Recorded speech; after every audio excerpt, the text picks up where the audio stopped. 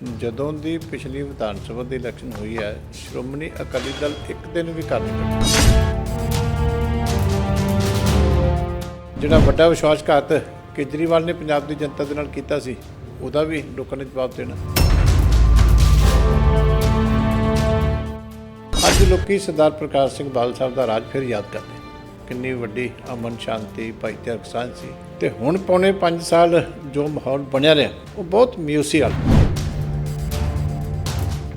ਕਿਸਾਨੀ ਤੋਂ ਲੈ ਕੇ ਮੁਲਾਜ਼ਮਾਂ ਤੱਕ, ਵਿਦਿਆਰਥੀਆਂ ਤੱਕ, ਸਾਰੇ ਦਲਿਤ ਵਰਗ ਤੱਕ ਸਾਰੇ ਸੰਘਰਸ਼ ਤੇ। ਕੋਈ ਇੱਕ ਵਰਗ ਵੀ ਦੱਸੋ ਕਿ ਜਿਹੜਾ ਇਸ ਸਰਕਾਰ ਦੇ ਕੰਮਕਾਜ ਤੋਂ ਸੰਤੁਸ਼ਟ ਹੈ।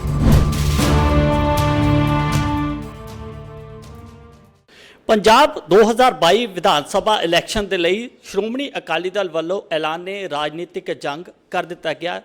97 ਉਮੀਦਵਾਰਾਂ ਦੇ ਵਿੱਚੋਂ 64 ਉਮੀਦਵਾਰ ਐਲਾਨ ਕਰ ਦਿੱਤੇ ਗਏ ਨੇ, ਜਿਨ੍ਹਾਂ ਚੋਂ 17 ਨਵੇਂ ਚਿਹਰੇ ਨੇ। ਇਸ ਵਿਸ਼ੇ ਤੇ ਗੱਲਬਾਤ ਕਰਨ ਲਈ ਸਾਡੇ ਨਾਲ ਇੱਥੇ ਦਲਜੀਤ ਚੀਮਾ ਜੀ ਨੇ। ਚੀਮਾ ਸਾਹਿਬ, 17 ਨਵੇਂ ਚਿਹਰੇ ਨੂੰ ਤੁਸੀਂ ਜਗ੍ਹਾ ਦਿੱਤੀ ਹੈਗੀ ਹੈ, ਪੁਰਾਣੇ ਕਾਕ ਬਾਕੀ ਨੇ। ਹੁਣ ਇਸ ਇਲੈਕਸ਼ਨ ਦੇ ਵਿੱਚ ਕਿਸ ਤਰੀਕੇ ਨਾਲ ਤੁਸੀਂ ਸੋਚ ਰਹੇ ਹੋ ਕਿ ਕਿੰਨਾ ਕੁ ਮੈਂਡੇਟ ਤੁਹਾਨੂੰ ਮਿਲ ਜਾਏਗਾ?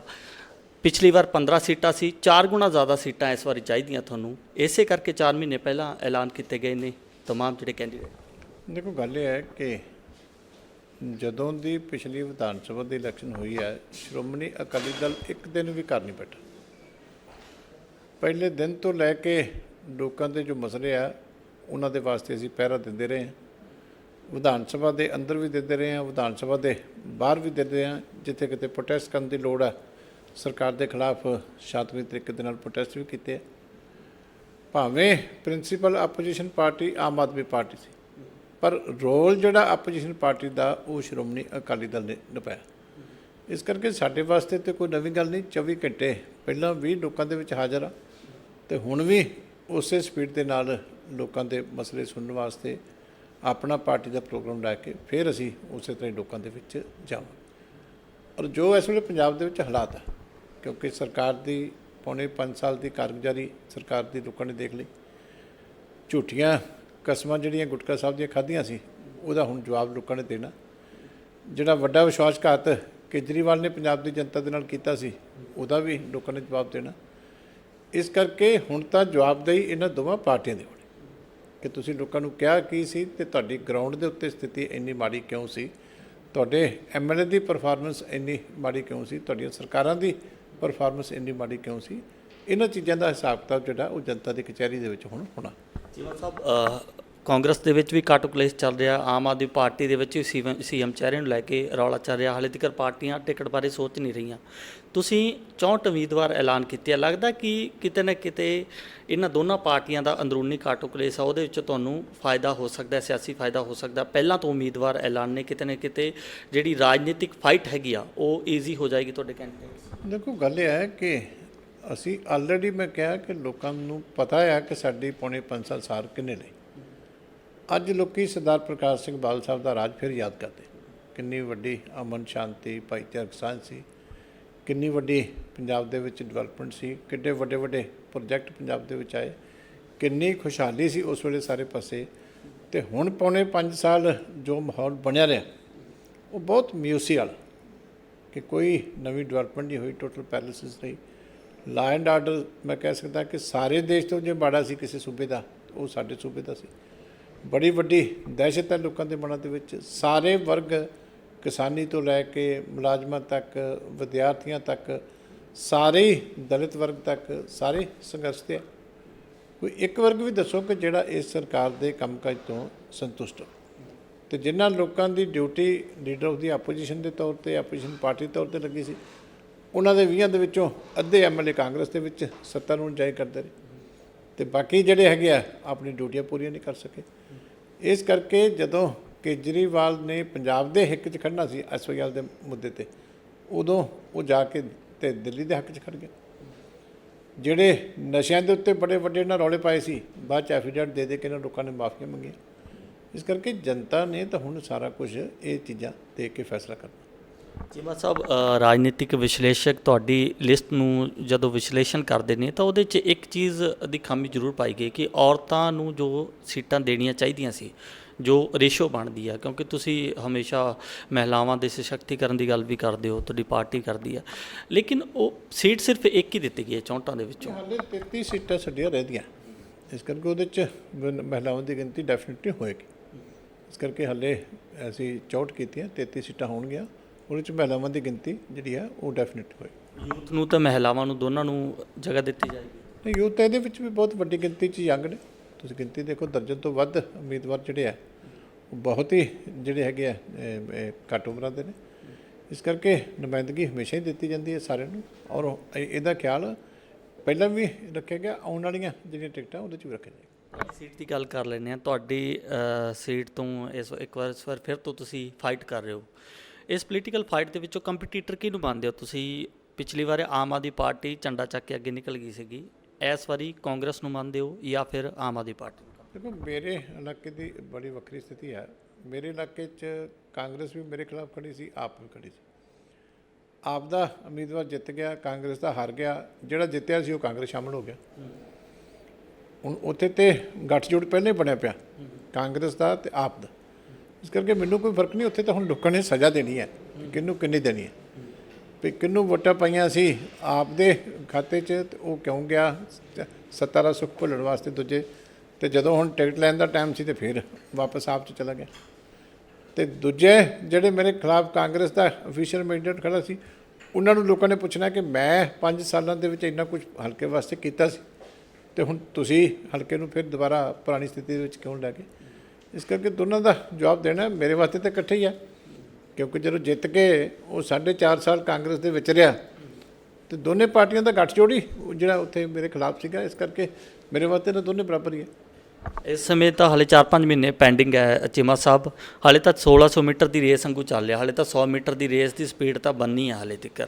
ਲੇਕਿਨ ਕਿਸਾਨ ਜਥੇਬੰਦੀਆਂ 1600 ਮੀਟਰ ਦੀ ਰੇਸ ਵੀ ਹਾਲੇ ਤੱਕ ਨਹੀਂ ਹੋਣ ਦੇਣਾ ਚਾਹੁੰਦੀਆਂ। ਉਹ ਕਹਿੰਦੀਆਂ ਕਿ ਪਹਿਲਾਂ ਜਿਹੜਾ ਇਹ ਰੱਖੋ, ਕਿਸਾਨ ਅੰਦੋਲਨ ਤੇ ਫੋਕਸ ਰੱਖੋ, ਹਾਲੇ ਨਾ ਕਰੋ ਇਸ ਤਰੀਕੇ ਦੇ ਪੋਲੀਟੀਕਲ ਪ੍ਰੋਗਰਾਮ।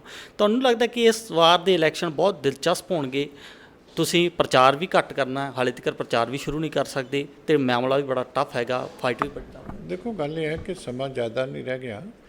ਜਿਹੜੀ ਹੈਗੀ ਹੈ ਦਸੰਬਰ ਦੇ ਵਿੱਚ ਸਾਡੀਆਂ ਹਰ ਵਾਰੀ ਨੋਮੀਨੇਸ਼ਨਾਂ ਸ਼ੁਰੂ ਹੋ ਜਾਂਦੀਆਂ ਤੇ ਜਨਵਰੀ ਦੇ ਵਿੱਚ ਵੋਟਾਂ ਪੈ ਜਾਂਦੀਆਂ।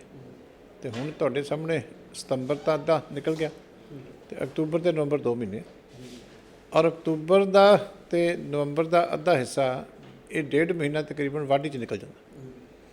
ਇਸ ਕਰਕੇ ਸਮਾਂ ਕੋਈ ਜ਼ਿਆਦਾ ਨਹੀਂ ਹੈ। ਸਮਾਂ ਤਾਂ ਆਲਰੇਡੀ ਜਿੰਨਾ ਲੋਕਾਂ ਕੋਲ ਜਾਣ ਲਈ ਚਾਹੀਦਾ ਉਦੋਂ ਵੀ ਸਮਾਂ ਘੱਟ ਹੈ। ਇਸ ਕਰਕੇ ਪਰ ਅਸੀਂ ਕਿਉਂਕਿ ਲਗਾਤਾਰ ਹੀ ਲੋਕਾਂ 'ਚ ਰਹਿੰਦੇ ਹਾਂ, ਇਸ ਕਰਕੇ ਸਾਨੂੰ ਉਸ ਚੀਜ਼ ਦੀ ਦਿੱਕਤ ਨਹੀਂ ਮਹਿਸੂਸ ਹੁੰਦੀ। ਬਾਕੀ ਤਾਂ ਪ੍ਰੋਗਰਾਮ ਤਾਂ ਚੀਮਾ ਸਾਹਿਬ ਸਮਾਂ ਬਹੁਤ ਥੋੜ੍ਹਾ ਰਹਿ ਗਿਆ। ਵੱਡੇ ਪ੍ਰੋਗਰਾਮ ਤਾਂ ਚੀਮਾ ਸਾਹਿਬ ਨਹੀਂ ਹੋ ਸਕਦੇ, ਕਿਸਾਨ ਜਥੇਬੰਦੀਆਂ ਵੱਲੋਂ ਫਰਮਾਨ ਜਾਰੀ ਕਰ ਨਹੀਂ, ਦੇਖੋ, ਅਸੀਂ ਉਹਨਾਂ ਨੂੰ ਉੱਥੇ ਹੀ ਕਹਿ ਦਿੱਤਾ ਸੀ ਕਿ ਇਹ ਚੀਜ਼ਾਂ ਸੰਭਵ ਨਹੀਂ ਹੈ ਕਿ ਤੁਸੀਂ ਡੈਮੋਕ੍ਰੇਸੀ ਨੂੰ ਸਟਰੈਂਥਨ ਕਰਨ ਵਾਲੇ ਪਾਸੇ ਜਾਓ, ਡੈਮੋਕ੍ਰੇਸੀ ਦਾ ਨੁਕਸਾਨ ਕਰਨ ਵਾਲੇ ਪਾਸੇ, ਜਾਂ ਜੋ ਹਾਲਾਤ ਕੇਂਦਰ ਸਰਕਾਰ ਤੇ ਉਹਦੀਆਂ ਏਜੰਸੀਆਂ ਚਾਹੁੰਦੀਆਂ ਕਿ ਇੱਥੇ ਲਾਅ ਐਂਡ ਆਰਡਰ ਖਰਾਬ ਹੋਵੇ ਤੇ ਰਾਸ਼ਟਰਪਤੀ ਰਾਜ ਲੱਗੇ, ਉਹਦੇ ਤੋਂ ਬਚੋ। ਇਹ ਚੀਜ਼ਾਂ ਤਾਂ ਅਸੀਂ ਉਹਨਾਂ ਨੂੰ ਸਪਸ਼ਟ ਹੀ ਉੱਥੇ ਕਹਿਤੀਆਂ ਸੀ। ਇਸ ਕਰਕੇ ਇਹ ਡੈਮੋਕ੍ਰੈਟਿਕ ਪ੍ਰੋਸੈਸ ਇਸ ਤਰੀਕੇ ਚੱਲ ਹੀ ਨਹੀਂ ਸਕਦੇ ਕਿ ਜੇ ਉਹ ਪਾਰਟੀ ਨੇ ਆਪਣੇ ਫੈਸਲੇ ਲੈਣੇ ਆ, ਆਪਣੇ ਫੈਸਲੇ ਦੇ ਮੁਤਾਬਕ ਪਹਿਲਾਂ ਅਸੀਂ 17 ਤਰੀਕ ਦਾ ਵੱਡਾ ਪ੍ਰੋਗਰਾਮ ਦਿੱਲੀ ਦਾ ਰੱਖਿਆ, ਜਿੱਦਣ 1 ਸਾਲ ਪੂਰਾ ਹੋਣਾ ਹੈ ਕਾਲੇ ਕਾਨੂੰਨਾਂ ਨੂੰ ਪਾਸ ਹੋਇਆ। ਉੱਥੇ ਵੱਡੀ ਰੋਸ ਮਾਰਚ ਪਹਿਲਾਂ ਅਸੀਂ 17 ਤਰੀਕ ਨੂੰ ਗੁਰਦੁਆਰਾ ਰਕਾਬਗੰਜ ਸਾਹਿਬ ਅਰਦਾਸ ਕਰਕੇ ਉੱਥੋਂ 11 ਵਜੇ ਚੱਲਾਂਗੇ ਤੇ ਪਾਰਲੀਮੈਂਟ ਹਾਊਸ ਤੱਕ ਜਾਵਾਂਗੇ। ਇਸ ਕਰਕੇ ਪਹਿਲਾ ਵੱਡਾ ਪ੍ਰੋਗਰਾਮ ਸਾਡਾ ਉਹ ਹੈ। ਉਸ ਤੋਂ ਬਾਅਦ ਫਿਰ ਅਸੀਂ ਅਗਲਾ ਜਿਹੜਾ ਪ੍ਰੋਗਰਾਮ ਹੈ ਨਾ ਉਹ ਫਿਰ ਦਿਆਂਗੇ। ਇਸ ਕਰਕੇ ਪ੍ਰੋਗਰਾਮ ਤਾਂ ਲਗਾਤਾਰ ਚੱਲਦੇ ਰਹਿਣਗੇ। ਦਿੱਲੀ ਵਾਲਾ ਵੀ ਛੋਟਾ ਨਹੀਂ ਹੋਣਾ, ਬਹੁਤ ਵੱਡਾ ਪ੍ਰੋਗਰਾਮ ਹੋਏਗਾ। ਇਸ ਕਰਕੇ ਅਸੀਂ ਜਦੋਂ ਉਹਨਾਂ ਨੂੰ ਮਿਲੇ ਸੀ, ਅਸੀਂ ਆਪਣੀ ਭਾਵਨਾ ਸਾਰਿਆਂ ਦੀ ਕਿ ਇਹ ਕੰਮ ਇਸ ਤਰ੍ਹਾਂ ਡੈਮੋਕ੍ਰੇਸੀ ਦੇ ਜਿਹੜਾ ਕੰਮ ਰੋਕਣਾ, ਇਹ ਡੈਮੋਕ੍ਰੇਸੀ ਨੂੰ ਕਮਜ਼ੋਰ ਕਰਨ ਦੀ ਗੱਲ ਹੈ, ਇਹ ਨਹੀਂ ਕਰਨਾ ਚਾਹੀਦਾ। ਇਹ ਅਸੀਂ ਉਹਨਾਂ ਨੂੰ ਬੜਾ ਸਪਸ਼ਟ ਉੱਤੇ ਕਹਿ ਗਏ। ਚੀਮਾ ਸਾਹਿਬ, ਆਖਰੀ ਸਵਾਲ ਹੈ ਮੇਰਾ।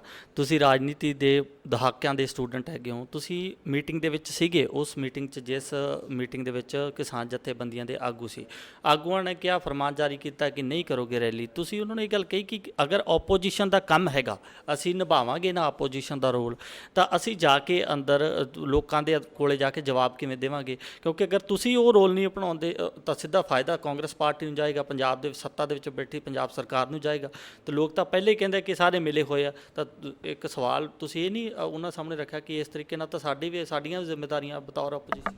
ਅਸੀਂ ਬੜੀਆਂ ਸਪਸ਼ਟ ਗੱਲਾਂ ਉਹਨਾਂ ਦੇ ਸਾਹਮਣੇ ਰੱਖੀਆਂ ਸੀ। ਪਹਿਲਾਂ ਤਾਂ ਇਹ ਸੀ ਵੀ ਇਹ ਜਿਹੜੀ ਪਾਲਿਸੀ ਹੈ ਇਹ ਕੇਂਦਰ ਸਰਕਾਰ ਨੂੰ ਸੂਟ ਕਰਦੀ ਹੈ ਕਿ ਉਹ ਰਾਸ਼ਟਰਪਤੀ ਰਾਜ ਲਾਗੂ ਕਰਨਾ ਚਾਹੁੰਦੇ ਆ। ਤੇ ਤੁਸੀਂ ਦੂਜਾ ਅਸੀਂ ਕਿਹਾ ਸੀ ਕਿ ਇਹ ਇੱਕ ਜਿਹੜਾ ਕਿਸਾਨੀ ਦਾ ਮਸਲਾ ਇਹ ਨੈਸ਼ਨਲ ਲੈਵਲ ਦਾ ਇੱਕ ਅੰਦੋਲਨ ਬਣ ਗਿਆ। ਪਰ ਬੀਜੇਪੀ ਦੇ ਕੇਂਦਰ ਦੀ ਸਰਕਾਰ ਕਹਿ ਰਹੀਆਂ ਹੈ ਕਿ ਇਹ ਇਕੱਲਾ ਪੰਜਾਬ ਦਾ ਤੇ 2 ਹਰਿਆਣੇ ਦੇ ਜ਼ਿਲ੍ਹਿਆਂ ਦਾ ਝਗੜਾ। ਜਿਹੜਾ ਕੰਮ ਤੁਸੀਂ ਕਰ ਰਹੇ ਹੋ ਇਹ ਉਹਨਾਂ ਦੀ ਗੱਲ ਨੂੰ ਸੱਚਿਆ ਕਰ ਰਹੇ। ਇਹ ਤੁਸੀਂ ਨੈਸ਼ਨਲ ਇਸ਼ੂ ਨੂੰ, ਕੌਮੀ ਇਸ਼ੂ ਨੂੰ, ਕੌਮੀ ਇੱਕ ਜਿਹੜਾ ਸੰਘਰਸ਼ ਆ ਉਹਨੂੰ ਸੂਬੇ ਦਾ ਸੰਘਰਸ਼ ਬਣਾਉਣ ਦੀ ਜਿਹੜੀ ਆ ਉਹ ਕੋਸ਼ਿਸ਼ ਜਿਹੜੀ ਆ ਉਹ ਨਾ ਕਰੋ। ਤੀਸਰਾ ਅਸੀਂ ਕਿਹਾ ਸੀ ਕਿ ਦੂਜੇ ਪਾਸੇ ਇੱਕ ਪਾਸੇ ਕਾਂਗਰਸ ਦੀ ਸਰਕਾਰ ਹੈ, ਇੱਕ ਪਾਸੇ ਕੇਜਰੀਵਾਲ ਦੀ ਸਰਕਾਰ ਹੈ, ਇੱਕ ਪਾਸੇ ਮੋਦੀ ਸਾਹਿਬ ਦੀ ਸਰਕਾਰ। ਤਿੰਨਾਂ ਸਰਕਾਰਾਂ ਦਾ ਅਸੀਂ ਮੁਕਾਬਲਾ ਕਰਨਾ। ਉਹਨਾਂ ਤਿੰਨਾਂ ਦੇ ਪ੍ਰੋਗਰਾਮ ਸਰਕਾਰੀ ਫੰਕਸ਼ਨਾਂ ਦੇ ਰਾਹੀਂ ਚੱਲ ਰਹੇ। ਕੋਈ ਚੈੱਕ ਵੰਡ ਰਿਹਾ, ਕੋਈ ਉਦਘਾਟਨ ਕਰ ਰਿਹਾ, ਕੋਈ ਨੀਂਹ ਪੱਥਰ ਕਰ ਰਿਹਾ। ਤੇ ਇਹਦਾ ਨੁਕਸਾਨ ਤਾਂ ਇਕੱਲਾ ਸ਼੍ਰੋਮਣੀ ਅਕਾਲੀ ਦਲ ਨੂੰ ਹੋਇਆ। ਚੌਥਾ ਅਸੀਂ ਉਹਨਾਂ ਨੂੰ ਕਿਹਾ ਸੀ ਕਿ ਸਾਰੇ ਵਰਗਾਂ ਦੇ ਮਸਲੇ ਨੇ, ਕਿਉਂਕਿ ਦਲਿਤ ਵੀ 33% ਪਾਪੂਲੇਸ਼ਨ ਹੈ ਪੰਜਾਬ ਦੇ ਵਿੱਚ, ਸਟੂਡੈਂਟਸ ਦੇ ਕਿੱਡੇ ਵਸੇ ਮਸਲੇ ਨੇ, ਮੁਲਾਜ਼ਮ ਸਾਰੇ ਹੜਤਾਲਾਂ ਦੇ ਉੱਤੇ ਨੇ, ਜਿਹੜੇ ਵਪਾਰੀ ਵਰਗ ਹੈ ਉਹਦੇ ਮਸਲੇ ਨੇ, ਇੰਡਸਟਰੀਅਲਿਸਟ ਦੇ ਮਸਲੇ ਨੇ। ਤੇ ਪੋਲੀਟੀਕਲ ਪਾਰਟੀਆਂ ਨੇ ਸਾਰਿਆਂ ਦੀ ਗੱਲ ਸੁਣਨੀ ਹੁੰਦੀ ਹੈ। ਇਸ ਕਰਕੇ ਅਸੀਂ ਸਾਰਿਆਂ ਦੇ ਕੋਲ ਜਾਣਾ, ਉਹਨਾਂ ਦੀ ਫੀਡਬੈਕ ਲੈਣੀ, ਮੈਨੀਫੈਸਟੋ ਬਣਨੇ। ਇਹ ਚੀਜ਼ ਵੀ ਅਸੀਂ ਉਹਨਾਂ ਦੇ ਨਾਲ ਜਿਹੜੀ ਆ ਉੱਥੇ ਹੀ ਸਾਂਝੀ ਕੀਤੀ ਸੀ। ਇਸੇ ਕਰਕੇ ਉਹਨਾਂ ਨੂੰ ਕਿਹਾ ਸੀ ਕਿ ਇਹ ਚੀਜ਼ਾਂ ਸੰਭਵ ਨਹੀਂ ਹੈ ਜਿਹੜੀਆਂ ਤੁਸੀਂ ਕਹਿ ਰਹੇ ਕਿ ਪਾਰਟੀਆਂ ਨੇ ਆਪਣਾ ਕੰਮ ਜਿਹੜਾ ਲਗਾਤਾਰ ਕਰਨਾ। ਇਹ ਸਾਡਾ ਡੈਮੋਕ੍ਰੈਟਿਕ ਰਾਈਟ ਹੈ, ਸਾਡੀ ਡਿਊਟੀ ਬਣਦੀ ਹੈ ਕਿ ਸਾਰੇ ਵਰਗਾਂ ਕੋਲ ਚੱਲ ਕੇ ਜਿਹੜਾ ਉਹ ਜਾਈ। ਇਸ ਕਰਕੇ ਅਸੀਂ ਕੋਈ ਵੀ ਕਿਸੇ ਵੀ ਗੱਲ ਸਮਝਾਉਣ ਦੇ ਵਿੱਚ ਕੋਈ ਕਸਰ ਨਹੀਂ ਛੱਡੀ ਸੀ। ਇਸ ਕਰਕੇ ਜੋ ਉਹਨਾਂ ਨੇ ਫੈਸਲਾ ਕੀਤਾ ਉਹਨਾਂ ਤੁਹਾਡੇ ਸਾਹਮਣੇ ਹੀ ਹੈ ਕਿ ਸਾਰੇ ਪਾਸੇ ਕ੍ਰਿਟਿਸਿਜ਼ਮ ਇਸੇ ਕਰਕੇ ਹੋਇਆ, ਕਿਉਂਕਿ ਉਹ ਤਾਂ ਸਿੱਧਾ ਕੱਲ੍ਹ ਦਾ ਫਾਇਦਾ ਕਰਨ ਵਾਲੀ ਗੱਲ ਹੈ। ਕਿ ਹੁਣ ਅਕਾਲੀ ਦਲ ਸੋਚ ਰਿਹਾ ਕਿ ਪ੍ਰੋਗਰਾਮ ਕਰਨੇ ਜ਼ਰੂਰੀ ਨਹੀਂ, ਅਸੀਂ ਲਗਾਤਾਰ ਹੀ ਚੱਲ ਰਹੇ ਹਾਂ। ਤੁਸੀਂ ਕੱਲ੍ਹ ਟਿਕਟਾਂ ਦਾ ਫੈਸਲਾ ਹੋ ਗਿਆ, 64 ਹਲਕਿਆਂ 'ਚ ਜਿਹੜੀ ਹੈ ਉਹ ਟਿਕਟਾਂ ਦਾ ਐਲਾਨ ਹੋ ਗਿਆ। ਤੇ ਇਹ ਪਾਰਟੀ ਪ੍ਰੋਗਰਾਮ ਨਹੀਂ, ਇਸ ਤੋਂ ਵੱਡਾ ਪ੍ਰੋਗਰਾਮ ਕੀ ਹੋ ਸਕਦਾ ਕਿ 64 ਹਲਕਿਆਂ 'ਚ ਜ਼ਮੀਨ ਦੇ ਉੱਤੇ ਪ੍ਰੈਕਟੀਕਲੀ ਜਿਹੜੇ ਕੈਂਡੀਡੇਟ ਹੈ ਉਹ ਆਪਣਾ ਕੰਮ ਕਰਨਾ ਸ਼ੁਰੂ ਕਰ ਦੇਣਗੇ। ਤੇ ਇਹ ਕੋਈ ਛੋਟਾ ਪ੍ਰੋਗਰਾਮ ਨਹੀਂ, ਕਿਉਂਕਿ ਡੈਮੋਕ੍ਰੇਸੀ ਨੂੰ ਸਟਰੈਂਥਨ ਕਰਨਾ ਸਾਰਿਆਂ ਦੀ ਡਿਊਟੀ ਹੈ। ਇਸ ਕਰਕੇ ਇਹ ਗੱਲ ਤਾਂ ਅਸੀਂ ਉਹਨਾਂ ਨੂੰ ਪਹਿਲਾਂ ਹੀ ਸਪਸ਼ਟ ਕਰ ਦਿੱਤੀ ਸੀ। ਧੰਨਵਾਦ ਜੀ। ਮਿਹਰਬਾਨੀ। ਕੈਮਰਾਮੈਨ ਦੀਪਕ ਦੇ ਨਾਲ ਰਵਿੰਦਰ ਸਿੰਘ, ਦੈਨਿਕ ਸਵੇਰਾ ਟੀਵੀ, ਚੰਡੀਗੜ੍ਹ। ਅਲੀਸ਼ਾ ਬੇਗਮ ਇੱਕ ਔਰਤ ਦਾ ਦੁੱਖ ਇੱਕ ਔਰਤ ਹੀ ਸਮਝ ਸਕਦੀ ਹੈ। ਰੂਹਾਨੀ ਅਤੇ ਕਾਲੀ ਸ਼ਕਤੀਆਂ ਦੀ ਮਾਲਕਨ, ਦੁਨੀਆ ਦਾ ਸਭ ਤੋਂ ਚਮਤਕਾਰੀ ਇਲਮ ਮੇਰੇ ਕੋਲ ਹੈ। ਮੇਰੇ ਕੀਤੇ ਨੂੰ ਕੋਈ ਕੱਟ ਨਹੀਂ ਸਕਦਾ। ਕਾਲਾ ਇਲਮ ਕਰਨਾ ਅਤੇ ਤੋੜਨਾ ਹਰ ਇੱਕ ਦੇ ਵੱਸ ਦੀ ਗੱਲ ਨਹੀਂ। ਪਰੇਸ਼ਾਨੀ ਜਿਵੇਂ ਲਵ ਮੈਰਿਜ, ਪਤੀ ਪਤਨੀ 'ਚ ਝਗੜਾ, ਸੌਤਨ ਦੁਸ਼ਮਣ ਤੋਂ ਛੁਟਕਾਰਾ, ਤਲਾਕ ਕੇਸ, ਬੁਰੇ ਸੁਪਨੇ, ਵਿਦੇਸ਼ ਯਾਤਰਾ, ਬੁਰੀ ਸੰਗਤ ਜਾਂ ਨਸ਼ਾ ਛੁਡਾਉਣਾ, ਬਿਮਾਰੀ 'ਚ ਦਵਾ ਨਾ ਲੱਗਣਾ। ਵਸ਼ੀਕਰਨ ਇੱਕ ਸੱਚਾਈ ਹੈ। ਵਸ਼ੀਕਰਨ ਕਰਵਾਓ, ਮਨ ਚਾਹਾ ਪਿਆਰ ਪਾਓ। ਕੀ ਤੁਹਾਡੀ ਕਿਸਮਤ 'ਚ ਲੋਟਰੀ ਦਾ ਯੋਗ ਹੈ ਜਾਂ ਨਹੀਂ? ਸੱਚਾਈ ਜਾਣੋ। ਲੋਟਰੀ ਨੰਬਰ ਪਾਓ, ਭਾਵੇਂ 649 ਹੋਵੇ ਜਾਂ ਲੋਟੋ ਮੈਕਸ। 11 ਘੰਟੇ 'ਚ ਕਰਵਾਓ ਹਰ ਪਰੇਸ਼ਾਨੀ ਦਾ ਹੱਲ ਘਰ ਬੈਠੇ। ਅਸ਼ਟਾਮ ਪੇਪਰ ਤੇ ਲਿਖ ਕੇ ਲਵੋ ਕੰਮ ਦੀ ਗਾਰੰਟੀ। ਜਾਂ ਕਹਿਣੇ ਤੋਂ ਬਾਹਰ तुरंत संपर्क करो, ਤੁਹਾਡੀ ਹਰ ਗੱਲ ਗੁਪਤ ਰੱਖੀ ਜਾਵੇਗੀ। ਅਲੀਸ਼ਾ ਬੇਗਮ। वर्ल्ड फेमस बाबा सलीम खान 21 बार गोल्ड मेडलिस्ट। सारियां थावां तो निराश अते मायूस होने वाले एक बार फोन जरूर करो, जिवें चाहोगे उवें होएगा। It's my promise, immediately result, open challenge. इल्मां दे माहिर A to Z समस्यावां दा फोन ते घर बैठे करवाओ हल। वशीकरण अते मुठ करनी, लव मैरिज, सौतन अते दुश्मन तो छुटकारा, पक्का काम पक्का हल, 101% गारंटी, अष्टाम पेपर समेत। सब तो पहला काम करन दा वादा, नौकरी, प्रमोशन, कारोबार च परेशानी, घर च झगड़ा, कोर्ट केस, तलाक, प्रॉपर्टी झगड़ा, पति पत्नी च अनबन, जादू टोना, मनमोहनी वशीकरण करवाओ जा तुड़वाओ, रुस्से नूं मनाउणा। हुणे कॉल करो बाबा सलीम खान 98 199 37 467।